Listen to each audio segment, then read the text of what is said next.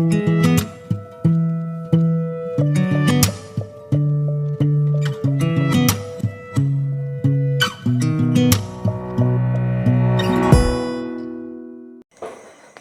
To only GS. स्वागत है आप सभी का वनली जीएस के मंथली करंट अफेयर डिस्कशन में।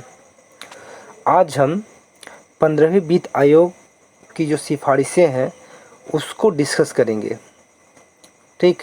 और डिस्कस शुरू करने से पहले मैं आप सभी लोगों से रिक्वेस्ट करूंगा कि यदि यह डिस्कशन आप लोगों को अच्छा लगे तो प्लीज़ इसे लाइक, शेयर और चैनल को सब्सक्राइब ज़रूर करें, ठीक। चलिए स्टार्ट करते हैं। तो सबसे पहले हम ये जानने की कोशिश करेंगे यानी कि 15वीं जो वित्त आयोग है की जो सिफारिशें हैं उससे पहले हम वित्त आयोग के बारे में कुछ बेसिक जानकारियों को डिस्कस करेंगे ताकि हमारा कॉन्सेप्ट क्लियर हो जाए, ठीक है। नेक्स्ट आगे क्या है, पहला है गठन। तो वित्त आयोग का गठन जो है आर्टिकल 280 के तहत प्रति 5 वर्ष या आवश्यकता पड़ने पे केंद्र सरकार की अनुशंसा पर राष्ट्रपति के द्वारा की जाती है। अब देखते हैं कि प्रथम वित्त आयोग का गठन कब किया गया था। तो प्रथम वित्त आयोग का गठन किया गया था 27 नवंबर 1951 को प्रथम वित्त आयोग का गठन किया गया था, ठीक है। इसकी अवधि क्या थी, इसकी अवधि थी 1952 से 1957। और प्रथम वित्त आयोग के अध्यक्ष कौन थे, तो केसी नियोगी प्रथम वित्त आयोग के अध्यक्ष थे। बात करते हैं आर्टिकल 281 के विषय में। तो आर्टिकल 281 क्या प्रावधान करता है, तो आर्टिकल 281 के तहत ये प्रावधान है कि राष्ट्रपति द्वारा जो वित्त आयोग की जो सिफारिशें हैं, ठीक है, उसे संसद के दोनों सदनों में प्रस्तुत किया जाएगा या रखवाया जाएगा, ठीक है।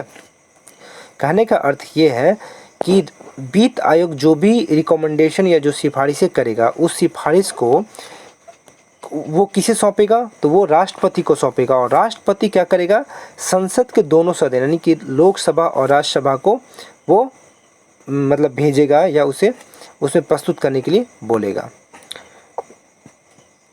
आगे बात करते हैं कि वित्त आयोग की संरचना, इसमें क्या है, इसकी संरचना क्या है, इसकी जिसमें जो सदस्य अध्यक्ष होते हैं उनकी योग्यता क्या क्या होनी चाहिए, इस विषय में हम लोग डिस्कस करते हैं।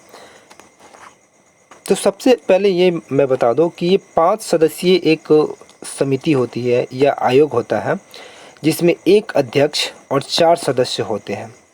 अब बात इनकी योग्यता की जाए तो अध्यक्ष को सार्वजनिक मामलों का विशेषज्ञ होना चाहिए। क्या होना चाहिए, सार्वजनिक मामलों का विशेषज्ञ होना चाहिए। नेक्स्ट है 4 सदस्य, जो 4 अन्य सदस्य हैं उनमें पहले को हाई कोर्ट के न्यायाधीश या उसकी योग्यता रखने वाला व्यक्ति होना चाहिए, ठीक है। दूसरा सदस्य कैसा होना चाहिए, तो उसे वित्त और लेखों का विशेष जानकारी होना चाहिए, ठीक। नेक्स्ट क्या है, नेक्स्ट है वित्तीय मामलों और प्रबंधन का जानकार व्यक्ति होना चाहिए। चौथा क्या है, चौथा मेंबर के बारे में क्या है, तो वह अर्थशास्त्र का विशेषज्ञ होना चाहिए उसे, ठीक है। चलिए आगे बढ़ते हैं। अब हम चर्चा करते हैं 15वीं वित्त आयोग के प्रमुख सिफारिशों के विषय में, ठीक है, कि 15वीं जो वित्त आयोग है उसने क्या क्या सिफारिशें की हैं उसके बारे में हम लोग चर्चा करते हैं। तो सबसे पहले चर्चा करने से पहले हम लोग ये भी देखेंगे कि 15वीं वित्त आयोग का जो गठन कब हुआ था। तो 15वीं वित्त आयोग का गठन हुआ था नवंबर 2017 में। और इसके अध्यक्ष कौन थे, तो इसके अध्यक्ष जो थे एन.के. सिंह इसके अध्यक्ष थे। और ये भी साथ में बता दें कि एन.के. सिंह जो है एक बहुत ही प्रसिद्ध अर्थशास्त्री हैं, ठीक। और साथ ही ये पूर्व राज्यसभा के सदस्य भी रह चुके हैं। और इनके जो 15वीं वित्त आयोग है इस आयोग में सदस्य के रूप में कौन कौन थे, तो इसमें थे अनूप सिंह, रमेश चंद्र, अशोक लाहिरी और अजय नारायण झा इसके सदस्य थे। साथ ही मैं ये बता दूं कि अजय नारायण जो थे ये शक्तिकांत दास के जगह पे इन्हें नियुक्त किया गया था, क्योंकि शक्तिकांत दास को आरबीआई का चेयरमैन नियुक्त कर दिया गया था, जिस कारण ये जगह या ये सीट जो है खाली हो गई थी और इसी वजह से इनकी नियुक्ति इस आयोग में की गई। नेक्स्ट देखते हैं रिपोर्ट का शीर्षक। तो 15वां जो वित्त आयोग था उसके वो रिपोर्ट का शीर्षक क्या था, ठीक। तो रिपोर्ट का शीर्षक था वित्त आयोग कोविड के दौर में। नेक्स्ट बात करते हैं रिपोर्ट 2 अवधियों के लिए जारी की गई, कितने अवधियों के लिए? 2 अवधियों के लिए। पहला 2020 से 21 और दूसरा जो है 2021 से कितना? 2026। आगे बात करते हैं और साथ ही देखिए ये पहला ऐसा वित्त आयोग है जो 6 वर्षों की अवधि वाला तक ये मतलब क्या रहा है, ठीक। यह कह सकते हैं कि 6 वर्षों की अवधि वाला अब तक का ये प्रथम आयोग है, ठीक। आगे देखते हैं कि इस आयोग ने अपना आधार वर्ष कब कौन से ईयर को चुना है? तो 2011 की जनगणना को ये आधार वर्ष के रूप में चुना है। आगे देखते हैं, आगे बात करते हैं कि जो राजस्व था उस राजस्व को बांटने के लिए इसमें 2 तरीकों का यूज किया गया। पहला था ऊर्ध्वाधर यानी कि वर्टिकल और दूसरा था क्षैतिज यानी कि हॉरिजॉन्टल, ठीक है। ऊर्ध्वाधर मतलब वर्टिकल करने का मतलब सबको एक समान दिया जाना या एक समान एक तराजू में रखना, ठीक। किसकी कितनी आवश्यकता है उससे उसको कोई मतलब नहीं है, सबको एक समान धन का वितरण करना। तो इस संदर्भ में जो है 14वें वित्त आयोग के द्वारा जो अनुशंसा 42% की गई थी उसे घटा करके, ठीक, उसे घटा करके इस साल कितना कर दिया गया है? 41% कर दिया गया है। और 1% जो घटाया गया है वो क्यों घटाया गया है? तो हाल ही में आर्टिकल 370, कौन से आर्टिकल जो 370 है उसको ख़त्म कर लद्दाख जम्मू कश्मीर को 2 भागों में बांट दिया गया, यानी कि 2 यूटी में बांट दिया गया, एक लद्दाख और एक जम्मू कश्मीर। तो इन्हीं दोनों के विकास के लिए 1% जो शेष राशि है इन्हीं दोनों के विकास में ये खर्च किया जाएगा। नेक्स्ट बात करते हैं क्षैतिज या हॉरिजॉन्टल। तो इसके निर्धारण हेतु ये 3 बिंदु हैं। पहला है राज्यों की आवश्यकता, दूसरा है राज्यों के बीच समता, तीसरा है राज्यों का निष्पादन। कहने का मतलब हॉरिजॉन्टल का क्या होता है कि उसमें किसको कितनी किसकी आवश्यकता है ये देखी जाती है, ठीक।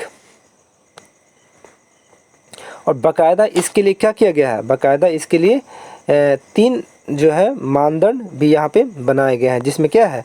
राज्यों की आवश्यकता यानी कि राज्यों की क्या आवश्यकता है, कितनी आवश्यकता है इसको देखा गया है। उसके बाद देखा गया कि राज्यों के बीच समता यानी कि राज्यों के बीच समता आना चाहिए, उसकी जो विकास है समावेशी विकास होना चाहिए, सबका विकास होना चाहिए, जो हमारे प्रधानमंत्री के द्वारा कहा ही जाता है कि सबका साथ सबका विकास। उसके बाद है राज्यों का निष्पादन, ठीक है। जो कार्य है उस कार्य का निष्पादन राज्य कैसे कर रहे हैं इसको भी इसमें ध्यान मतलब रखा जाता है। नेक्स्ट बात करते हैं, नेक्स्ट है कि अब देखते हैं कि जो क्षैतिज हॉरिजॉन्टल जो वितरण था उसमें हमने पहला पॉइंट ये देखा था कि आवश्यकता आधारित, ठीक है, और जिसको जितनी आवश्यकता है उसके अकॉर्डिंग उसका आवंटन, यानी कि आवश्यकता आधारित मानदंड के अंतर्गत बिंदु और उसका भारांश, ठीक है। यानी कि इसके जो आवश्यकता आधारित जो मानदंड है उसमें कौन कौन से बिंदु या कौन कौन से पहलू हैं और इसके भारांश उसको कितना भारांश भी दिया गया है। तो पहला आबादी है इसमें, ठीक, और आबादी को कितना भारांश दिया गया? तो 15% दिया गया। उसकी वेटेज कितनी है? 15%। क्षेत्रफल को और इसमें वेटेज कितना है इसका? 15%, ठीक है। यानी कि कहने का मतलब वन और पारिस्थितिकी उसका 10%। कहने का मतलब ये है कि कोई राज्य, ठीक है, कोई राज्य उसकी जनसंख्या जितनी भी है उस जनसंख्या के लिए उसको यानी कि उसी के अनुपात में जनसंख्या के अनुपात में ही पूरे देश से उसको ये देखा जाता है, निकाला जाएगा कि उसकी जनसंख्या कितनी है और उस अनुपात में उसे जो है उसको 15% यानी कि हमारा जो बजट जो हमारा राजस्व है जो भाग उसमें जो उसकी भागीदारी होगी उसमें उसको 15% दिया जाएगा। उसी तरह क्षेत्रफल को भी ध्यान में रखा जाएगा और क्षेत्रफल के लिए जो आवंटित राशि है उसमें से उसको मतलब उसकी जो हिस्सेदारी का जो परसेंटेज होगा वो कितना होगा? तो 15%, यानी कि क्षेत्रफल के लिए वो 15% राजस्व का भागीदारी होगा। उसी तरह देखते हैं वन और पारिस्थितिकी के लिए 10% का भारांश रखा गया है। आपसे सीधे पूछ लिया एग्ज़ाम में पूछ लेगा कि आवश्यकता आधारित जो मानदंड है उस आधार पे आबादी वाले श्रेणी में भारांश कितना रखा गया है, सीधे सीधे ये क्वेश्चन पूछा जा सकता है। नेक्स्ट देखते हैं समता आधारित मानदंड और के अंतर्गत बिंदु एवं भारांश, यानी कि समता आधारित जो मानदंड है उसके अंतर्गत आने वाले बिंदु या पहलू, ठीक, और उसका भारांश। तो इसमें आय का अंतर, ठीक, क्या आय का अंतर और इसके भारांश कितना रखा गया? तो 45%, ठीक है। नेक्स्ट देखते हैं। नेक्स्ट है निष्पादन आधारित मानदंड के अंतर्गत बिंदु एवं भारांश। ठीक है, यानी कि निष्पादन कहने का मतलब कि आपको जो कार्य दिया गया है, आपने या फिर आपने किसी भी क्षेत्र में बहुत ही सराहनीय कार्य किया है, तो उसके लिए सरकार ने अलग से क्या किया है, भारांश देने का या उसे राजस्व बंटवारे में हिस्सेदारी देने के अलग से प्रयास करने की कोशिश की है, जिसमें क्या है, जनसांख्यिकी की निष्पादन। ठीक है, उसके लिए कितना दिया गया है, तो उसके लिए दिया गया है 12.5%। कहने का मतलब ये है कि कोई राज्य यदि जनसंख्या नियंत्रण में या वहाँ का जो मानव संसाधन है उसके विकास में काफ़ी योगदान दिया है, ठीक, जिससे कि वहाँ का मानव संसाधन अपेक्षाकृत अन्य राज्यों से काफ़ी अच्छा रहा है, तो उसके लिए उसको कितना भारांश दिया गया, कितना वेटेज दिया गया, तो 12.5% उसको वेटेज दिया गया है। नेक्स्ट है कर प्रयास, यानी कि जो टैक्स एफर्ट, यानी कि कर सुधार में जिस राज्यों ने जितना अच्छा प्रदर्शन किया है उस राज्य को एक्स्ट्रा 2.5% उसको भारांश दिया जाएगा, यानी कि राजस्व जो होती है उसमें से उनकी इतनी परसेंट उनकी भागीदारी अलग से दी जाएगी। आगे बात करते हैं। आगे है राज्य को अनुदान। ठीक है, राज्य को क्या, अनुदान। तो इसमें क्या है, पहला पॉइंट है राजस्व घाटा अनुदान। ठीक है, तो राजस्व घाटा अनुदान कितना दिया गया, तो 2.9 लाख करोड़ राजस्व घाटा अनुदान दिया गया है। ठीक, और कह रहा है कि 17 राज्यों को अपने राजस्व घाटा समाप्त करने के लिए, यानी कि ये जो राशि दी गई है वो राशि जो है कितने राज्यों के लिए है, तो 17 राज्यों के लिए ये राशि दी गई है ताकि वो अपना राजस्व घाटा जो है समाप्त कर सके। ठीक है, नेक्स्ट बात करते हैं क्षेत्रक विशिष्ट अनुदान। क्षेत्रक विशिष्ट यानी कि स्पेसिफिक जो एरिया होते हैं उसके लिए जो ग्रांट दिया जाता है उसको इस श्रेणी में रखा जाता है। और ये जो ग्रांट, ये अनुदान जो है इस साल कितना है, तो 1.3 लाख करोड़ है। और ये क्षेत्र संभावित क्षेत्र कौन कौन से होते हैं, तो स्वास्थ्य, शिक्षा, कृषि सुधार आदि क्षेत्रों में ये ग्रांट दिया जाएगा। नेक्स्ट बात करते हैं, तो स्थानीय निकाय को अनुदान। जो हमारे स्थानीय निकाय हैं, इस वित्त आयोग की जो सबसे एक मुझे और एक ख़ास बात ये लगी कि इस साल जो है लगभग 86.5% जो है राशि जो है वो जो है ग्रामीण क्षेत्र या स्थानीय निकाय को दिया गया है, जो कि बहुत ही मतलब मुझे लगता है कि बहुत सही है, क्योंकि लॉकडाउन की स्थिति में जिस तरह से लोग जो हैं शहरों से गांव आए हैं, तो और गांव में आने के बाद उन्हें किसी तरह का रोज़गार, मतलब गांव में तो जाहिर सी बात है कि रोज़गार का अभाव होता है, और यही वजह होता है कि लोग बाहर जाते हैं काम की खोज में। लेकिन ये पैसा यदि हम स्थानीय तौर पे या स्थानीय निकाय के विकास में लगाएं, तो ये जो मज़दूर हैं, ये जो मज़दूर आए हैं वो यहाँ पे लग सकते हैं और उन्हें एक अच्छा खासा रोज़गार मिल सकता है, जिससे देश का जो विकास प्रक्रिया है वो बिना बाधित हुए अग्रसर रहेगा। तो ये मुझे थोड़ा ठीक ठाक, ऐसे तो जो वित्त आयोग की जितनी भी सिफारिशें हैं वो सराहनीय है, लेकिन ये मुझे थोड़ा सा अच्छा लगा। आगे बात करते हैं, स्थानीय निकाय के लिए कितना दिया है, तो ये है 4.36 लाख करोड़ स्थानीय निकायों के लिए ये अनुदान आवंटित किया गया है। और इसमें एक पॉइंट है जो मुझे थोड़ा सा अजीब लगा कि क्या इसमें क्या है, ये है इसमें प्रावधान कि जो भी राज्य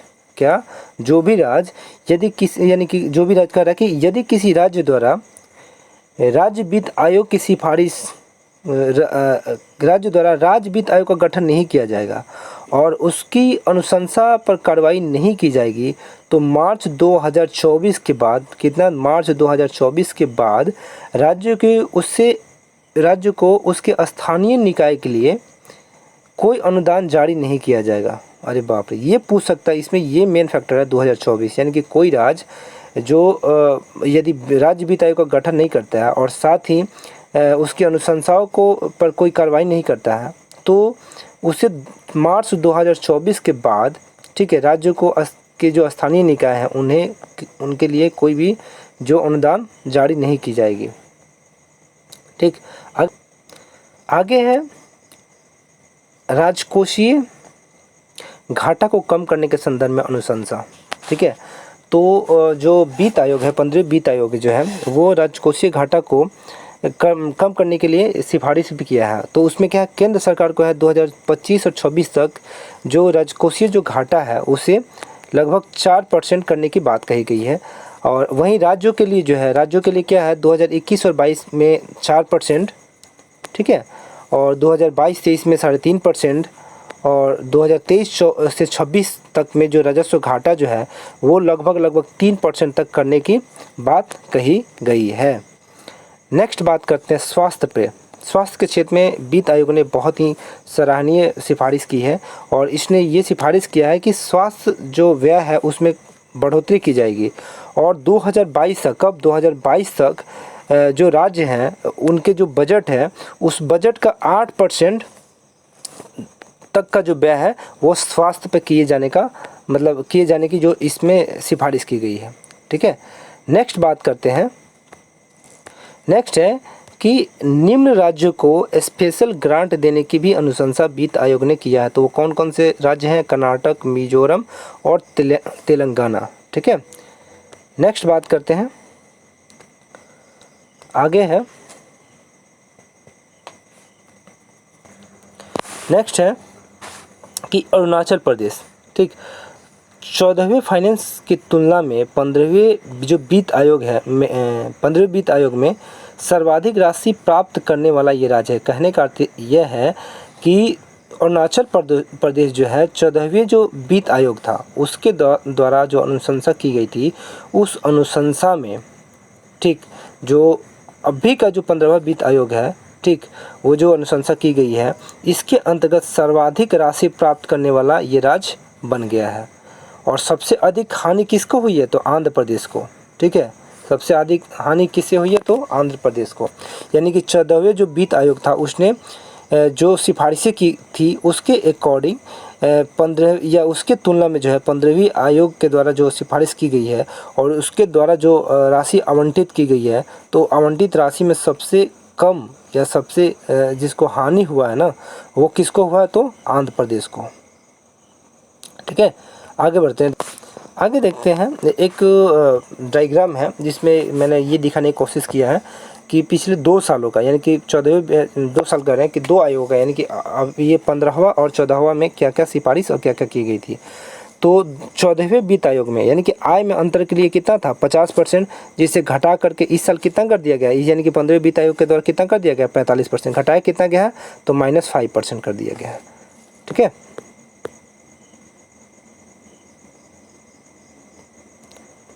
नेक्स्ट है,